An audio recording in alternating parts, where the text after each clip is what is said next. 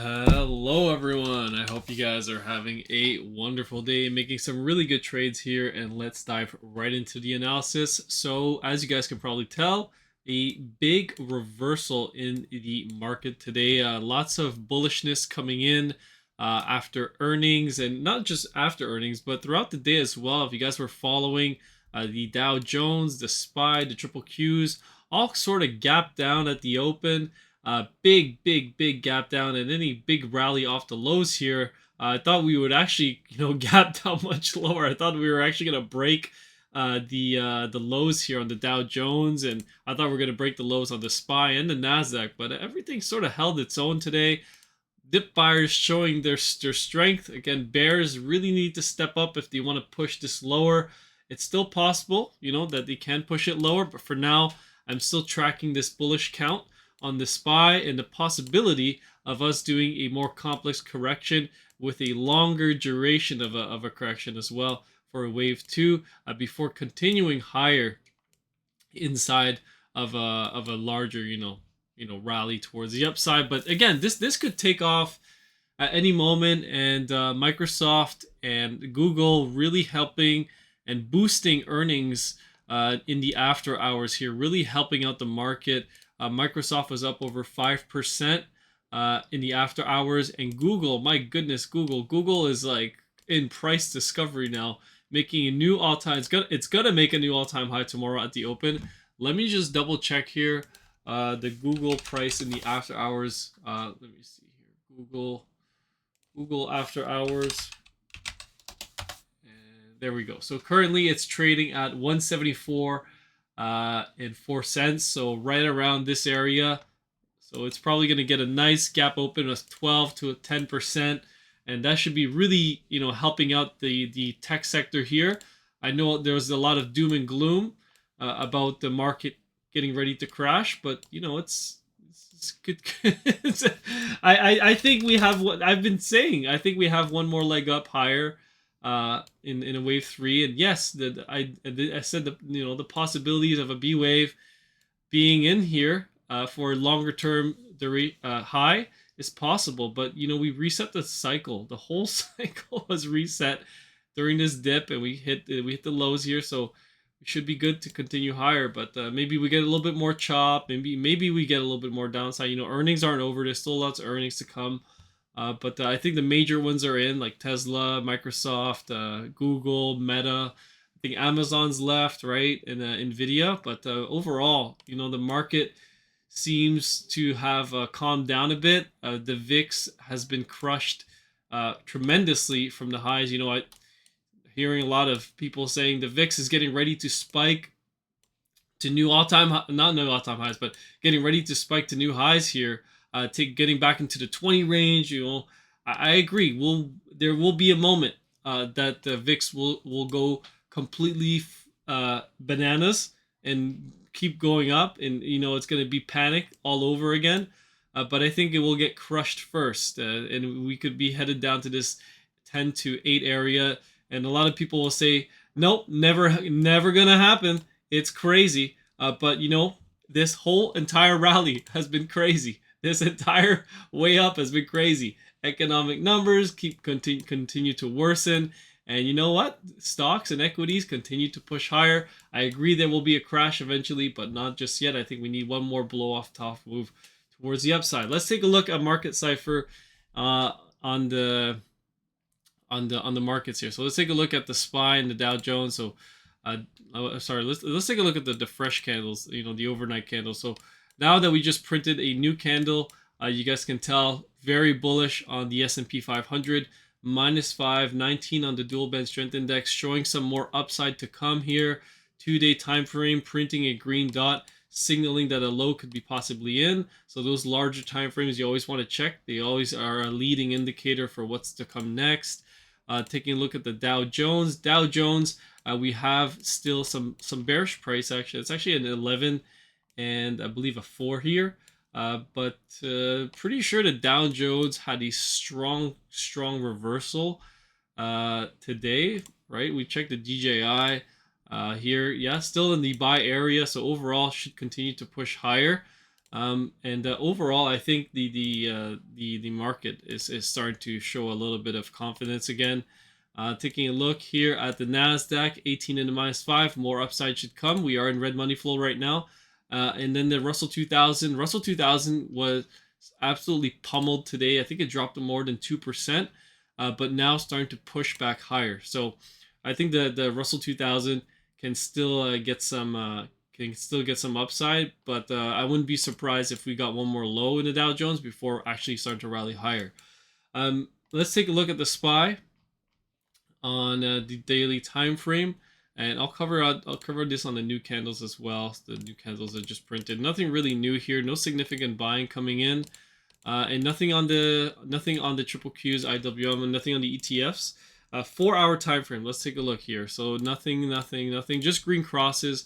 Only significant buying was the IWM, and when I check the in the chart, so significant buying coming in. Some at the lows here on the S&P, the Nasdaq a little bit here at the lows, and the same thing for the Russell. So you can see smart money was buying the dip here near Thursday, Friday last week, and now we're getting a rally here in the excuse me, for this week. So it'll be interesting to see how Friday closes. We still have some more earnings coming up. I'll be covering that in just a bit. Let me just pull it here. I'll tell you guys what earnings are doing. So earnings right now, we have ExxonMobil on Friday, Chevron, and then that's basically it. That's really of interest to me. A few healthcare names, but today the big ones was Microsoft, Alphabet, Intel, Snapchat, and Roku, and we'll cover Roku and we'll take a look at some analysis. So let's do some individual names here. Let's take a look at Apple. Apple has hit our longer term buy area here. Could it go for some lower prices? It definitely could, and I wouldn't be surprised if it does. But could the lows be in? You have nice bullish divergence on the daily. This could technically be finished here and start to take off towards the upside. But we'll have to see once we get another significant move. Let's take a look at Meta, right? I think Meta we put in another fifth wave high here, and now it's starting its correction. Could this be, the beginning of the correction for Meta, like a B wave top, or is it going to follow the market and continue to do a blow off top move, and this becomes a 5-wave move up? Yeah, it could. It really could. It really could. So I won't discount it just yet. Let me see. Yeah, this to me looks like it could possibly just be a wave 3 high, and this is going to be a wave 4 retrace, and then you're just going to extend higher in an extended 5th wave. So just be mindful of that. I think Meta, even though this big drop came in and the end is near, but Google and Microsoft coming to save the day. And we're going to have to see how the market reacts tomorrow. Tesla here. Lows could be in. That's why I said. And a big, green candle today with some good volume as well. I think that Tesla, showing a lot of strength is really good for the market as well. This is such a beaten name as well. I think there's going to be a significant upside coming. If this is really the low, there's going to start to impulse out in the wave 1, and this would have been a great buying opportunity. Any dip buy lower could be a great buying opportunity. If it even does dip, I saw some posts of people saying that they're not buying until it gets back down to 125. If the Nasdaq starts to roll over once again, and we get some more downside, then yeah, we're going to be able to dip buy, I guess, back down to 125. But until then, this is our pivot low that we're trading against. NVIDIA still holding the reversal area, and it could come out of this at any moment. I'm actually looking for a trade on NVIDIA, probably a little bit of an ETF play, leverage ETF play, but we'll have to see. I'll give you guys more updates on that if I do decide to start a position on that. And when we take a look at the Hang Seng, I just want to cover the Hang Seng very quickly, the HSI, because I believe it's gapping up again today. And I do have a long position on the Hang Seng at the moment, and it's doing quite well. I believe I have a long position on Alibaba as well too, and I'm not too sure what the Baba symbol is on the Hang Seng, but overall I think these Chinese stocks are performing quite well, and they are getting a tremendous rally right now. So I don't think it's time to sell just yet. I think it's time to reap the rewards and enjoy the gains, right, as they come. Let's take a look here at some other names. Let's take a look. Let me just scroll back down. and I'll cover some crypto miners. I know Bitcoin got a big drop today, and it had a big impact on Mara, but it had a steep recovery as well. So, I think if Bitcoin decides to start to take off here and it wants to go higher, then a lot of these miners are in buy area, and it's the accumulation phase. So you just start to dollar cost average as you go. And if we don't get to lower prices, we don't get to lower prices, and we're going to see much higher prices if the price of crypto and everything else starts to move back up. Let me see here. Let's take a look at a few more things. I actually want to cover the GDXJ and gold and stuff like that, because gold and silver I feel like are on the verge of breaking out once again. And the GDXJ and the GDX are a leading indicator. Right now, the GDX is pushing higher here in a very impulsive way. So I really like this move here. This ABC could have truncated, and we could technically be in our first impulse in a wave 3, which would be massive here. If this is really starting, then we are going to get a huge move towards the upside. Price targets could range to as high as $42 to $49. And again, that's a really big move. I am in the GDXU, which is a triple leverage play on the GDX. So that's a little bit, not a little bit, but much higher risk. I believe we bought on this dip here. So again, that's would be like a 52%, 49% move. And then the GDXU, we got in around, I believe, 35, if I'm not mistaken, right around 35. So we're already up on that position. And if it does start to push out of here as well, so I'll give you guys a price target on this one. So if we pull it up, if the C leg is in, if it truncated that, if it's really that bullish and we didn't get this opportunity to dip by, then your target area for the first wave 3 here is going to be between 59 to 76, and that is an easy like 80-90% gain. I'm not going to say that the lows are in just yet, because it would be a little bit premature. But we have a really good chance. There is a really good chance that the lows could be in because of the way it started to impulse out already. So we may get an impulsive move in the miners here. Newmont Mining leading the charge, up 12% after earnings today. So my portfolio for the long term is doing very well as we continue to push and push and push and push. And I really like these guys. Even after these big moves, I still think these stocks are so cheap. I think they're incredibly cheap. We have Anglo American performing up 17% today after a acquisition news that they're being acquired by, I believe, PMC, or let me see what their name is again. BHP. Not even PMC. What am I thinking? But yeah, they're getting acquired, so stock going up 17%. But yeah, tech is a little bit tougher. In my opinion, if you're looking for an easy trade, easy investment, it would probably be commodities or anything related to precious metals. They are going absolutely nuts right now.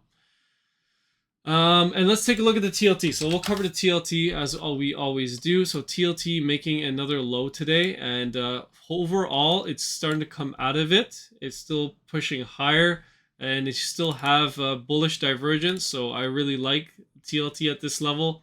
I think we're just making another fifth wave low. I think yields can reverse at any moment. And look at that, they just pushed down. But I think a top is being put in yields here. I think the dollar needs one more high, but it could be finished. It could be finished already, and we just don't know it. And if it starts to push lower here and break down, then we just missed the fifth wave somewhere along here, and the C is in. Whoops, sorry, I moved that. The C is in, the B is in, and we won't hit our level. My level right now is 106.75 on the DXY, and anywhere within this range should be tremendous resistance, and the dollar is going to fall apart. But right now it's in the buy area. If it dips below 105.13, it's going to be your first sign that the high in the dollar is in, and we're about to get a meltdown in the dollar, and that is going to help equities. That's going to help precious metals. It's going to help commodities. It's going to help cryptocurrencies. It's going to help the bonds, right? And everything is going to go for that big rally higher. And I think a lot of people right now are long the dollar, expecting higher yields and higher rates, right? Because of the data that we're getting. And that would be the correct thing to do, to raise rates more, to increase the pressure on the economy to really drive us into a recession. But they are weak. They don't know what they're doing. They're clueless. They're gonna do the wrong thing. They're gonna do the un-American thing. They're gonna print money and lower rates at the wrong time because that's what they do, right? They're idiots. Anyways, that's basically it. That's my 2 cents. That's what I think about that's what I think about the market right now. I'll cover one more name, or I think a couple more names. So ROKU is coming back up to life today, up 1.58%. It just had earnings as well, so I'll just take a look at the after hours here. So ROKU, unfortunately, I think the stock is down in the after hours, but not by much. It's down to like 61 and 83 cents. It beat earnings, which was a good, good sign. And it was rallying like up 9% in the after hours. But right now, ROKU, if it does dip back down, I don't think it would be too much of a dramatic thing. It's down to like 61 and 83 cents. So really, it's down like 1% in the after hours. But all things considered, I think ROKU is coming back to life here. And if this impulse continues, we will find a significant low. And then this thing could be set to rally up higher, much and much higher as well.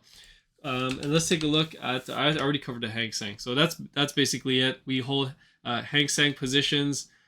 We hold TLT positions inside the Discord, and precious metals and gold mining positions. And I think there's going to be big short opportunities later on, but just not yet. All right. I know everyone wants to be short and watch everything crash and burn, because when you are short, money comes fast, right? Money comes fast when you're short. Look how fast this drop is, right? We did 5% in 20 days, but look how long it took us for us to rally from the lows here all the way to the high. So it took us, let's see, from October all the way to, let me scroll this down. There we go. All the way to, let's see, what day was this? April 1st. It took us 158 days to get 28%. It takes us forever, right? But when the drops come, man, is money fast, right? In only 90 days, we did 10%. It's pretty significant. I mean, this rally is pretty parabolic, I would say. This rally was pretty quick, but sometimes the rallies, they can take time, right? Oh my goodness, how long was this one? 291 days for 32%. Still pretty good, right? But still, it takes quite a bit of time. And I think that the people like shorting because money comes fast. Like these drops, they come fast. 6% in 12 days. Another 6% in 19 days, right? So I think that's why a lot of people like shorting. And trust me, I like shorting too, but I've lost a lot of money trying shorting too early, and it's not the way to go. Anyways, hopefully you guys have a wonderful day, and I'll catch you guys on the next one. Peace.